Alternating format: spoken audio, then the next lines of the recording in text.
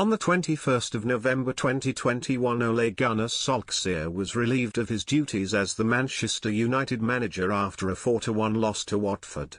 8 days later, Manchester United officially announced Ralf Rangnick as an interim manager to the end of the season, with hopes of steering them towards top 4 and then beyond that, a 2-year consultancy role with the Manchester United board. Fast forward 5 months and Manchester United finished 6th, with Erik ten Hag taking the reins at Manchester United and Ralf Rangnick not taking up his proposed consultancy role at Old Trafford, which in my view is a shocking decision for the future of Manchester United. Although Rangnick's time as interim manager was a poor one, resulting in the side's lowest ever points tally recorded in the Premier League, he wasn't solely to blame for these failures, only really being partially to blame for their poor form.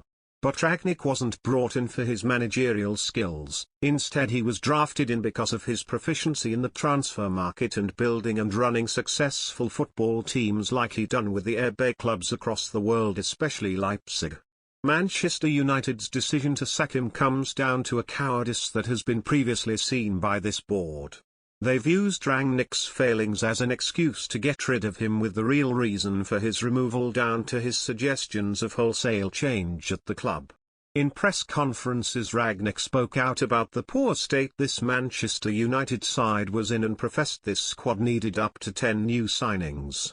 The board refuses to accept responsibility for years of poor signings and lackluster scouting, resulting in fame-hungry players that create an uninspiring dressing room that was shown up when success-driven characters like Varane and Ronaldo were bought in the summer of 2021. Already the board have called for Erik ten Hag to utilize the squad and players he has currently, despite them time after time letting the team, the fans and the managers down. Right now all the footballing decisions and actions seem to be spearheaded by Manchester United Director of Football John Murtough, who has worked as an understudy in the Manchester United system for years before stepping up to Director of Football. Last summer he was heralded for a good summer, however how much was this successful summer down to him? He signed Sancho, a Manchester United target for years, Raphael Varane, a smart deal, but again one of the world's most well-known players, hardly an example of excellent recruitment and decision-making, just another big name. And finally Ronaldo, who is arguably the largest name in football, yet failed to pick up a quality central midfielder that the team was desperately calling out for, missing out on smart signings like Camavinga, Chouamini or Denis Zakaria, who Rangnick later recommended. There is no proof that John Murtough is this complete masterful director of football that Manchester United need to take the club forward. Meanwhile, Ralf Rangnick is a master and one of the best around and would surely do a better job in his role, and it would be smart to have him around to utilize his contacts and his know-how.